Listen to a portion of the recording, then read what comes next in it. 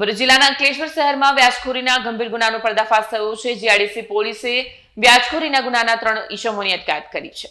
ફરિયાદી પ્રવીણાબેન મોદી દ્વારા નોંધાવવામાં આવેલી ફરિયાદ મુજબ આરોપીઓએ 50 લાખ રૂપિયાની રકમ સામે 1,26,75,000 રૂપિયા વસૂલ્યા હોવાનો આક્ષેપ કર્યો છે।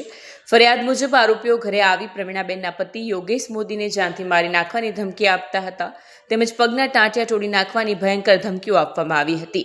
સતત માનસિક અને આર્થિક ત્રાસથી કંટાળીને ફરિયાદીએ આખરે પોલીસમાં ફરિયાદ નોંધાવી હતી। પોલીસ તપાસ દરમિયાન જાણવા મળ્યું કે આરોપીઓ ભરૂચમાં રહેતા અને ગાડી લે વેચનો ધંધો કરતા હતા। જીઆઈડીસી પોલીસે કાર્યવાહી કરી અફઝલ પઠાણ, તૌસીફ શેખ અને ઝુબેર શેખની અટકાયત કરી છે। ત્રણેય આરોપીઓ સામે વ્યાજખોરી, ધમકી અને હેરાનગતિના આરોપો હેઠળ કાર્યવાહી હાથ ધરવામાં આવી છે। હાલ પોલીસે વધુ તપાસ શરૂ કરી છે અને કોઈ લોકો પણ આ વ્યાજખોરીના જાળમાં ફસાયા છે કે નહીં તે દિશામાં પૂછપરછ ચાલી રહી છે।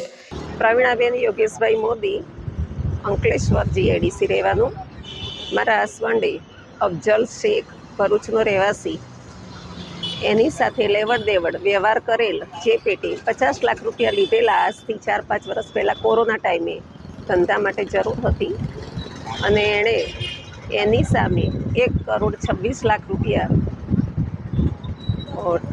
આપણે આપેલા છે। તો બી ખોટી ધાક ધમકી, હેરાન કરવાનું, ઘરે આવવાનું, છોકરાને ઉઠાવી જવાની ધમકી આપવાની, આ રીતે એની હેરાનગતિ હતી। એના માટે મેં જીઆઈડીસી પોલીસ સ્ટેશન ફરિયાદ નોંધાવી અને પોલીસ સ્ટેશનનો સારો એવો સપોર્ટ છે અને એની યોગ્ય કાર્યવાહી થઈ ગઈ છે। અંકલેશ્વર જીઆઈડીસી પોલીસ સ્ટેશનમાં એક ગુનો દાખલ કરવામાં આવ્યો છે, જેમાં કલમ 308(2), 308(5), 352, 351(2), 351(3), 54 તથા ગુજરાત નાણાં ધીરધાર અધિનિયમની કલમ 40, 42A તથા 42DE મુજબનો આ ગુનો દાખલ કરવામાં આવ્યો છે। જેમાં હકીકત એવી છે કે જે આરોપી જે છે ફઝલ રહેમાન પઠાણ, રહે ભરૂચ, તેઓ આ વિસ્તારમાં, ભરૂચ જિલ્લામાં તથા અંકલેશ્વરના વિસ્તારમાં વેપારીઓને તથા અન્ય લોકોને ઊંચા વ્યાજે પૈસા નાણાં ધીરતો હતો, પૈસા આપતો હતો।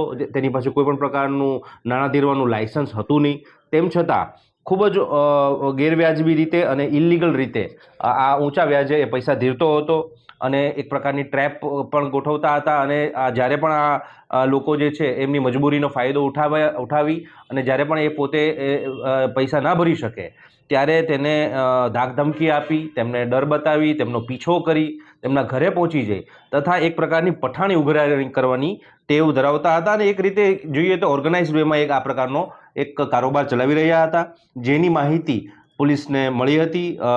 જે ફરિયાદી જે છે, મોદી પરિવાર છે, એ આમાં થોડું ટોર્ચર અનુભવી રહ્યું હતું અને પોલીસ પાસે આવતા પોલીસે તાત્કાલિક એક્શન લઈ તેની વિરુદ્ધ ગુનો દાખલ કર્યો છે।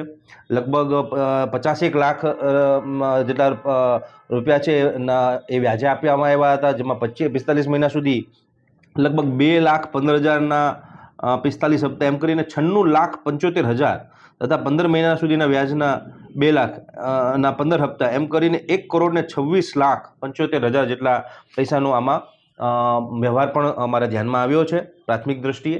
પરંતુ આ બાબતે અન્ય 2 આરોપી પણ એની સાથે પકડી પાડવામાં આવ્યા છે, જેનું નામ છે ઝુબેર સબીર કાલુ શેખ તથા તૌફીક બશીર અબ્દુલ્લા શેખ, અને આ ત્રણેય આરોપીઓની અટક કરવામાં આવી છે।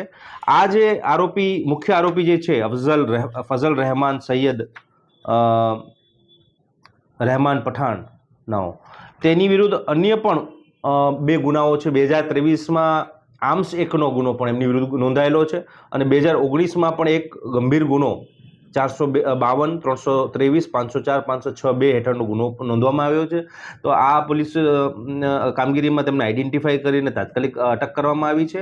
આરોપી ખૂબ રીઢા હોય અને વારંવાર ગુનાહિત પ્રવૃત્તિ કરવાવાળા હોય, પોલીસે કડક કાર્યવાહી કરી છે। વિડીયો જર્નાલિસ્ટ ઇમ્તિયાઝ પઠાણ સાથે સત્યા ટીવી ન્યૂઝ, અંકલેશ્વર।